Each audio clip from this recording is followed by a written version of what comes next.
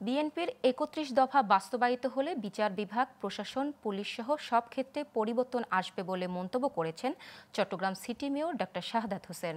সোমবার চান্দনাইশের গাছবাড়িয়া সরকারি উচ্চ বিদ্যালয় মাঠে বিএনপি ও অঙ্গ সংগঠনের যৌথ উদ্যোগে অসহায় ও দুস্থদের মাঝে শীতবস্ত্র বিতরণ অনুষ্ঠানে তিনি এই মন্তব্য করেন। মেয়র বলেন, ৩১ দফাকে অনুধাবন ও বাস্তবায়ন করলে দেশ সব ক্ষেত্রে সফল হবে। এ সময় পৌর বিএনপির সিনিয়র যুগ্ম আহ্বায়ক ইফতিকার হোসেন ইফতুর সভাপতিত্বে আরও বক্তব্য রাখেন জাহাঙ্গীর আলম, আব্দুল মাবুদ, শফিকুল ইসলাম রাহি সহ অনেকে।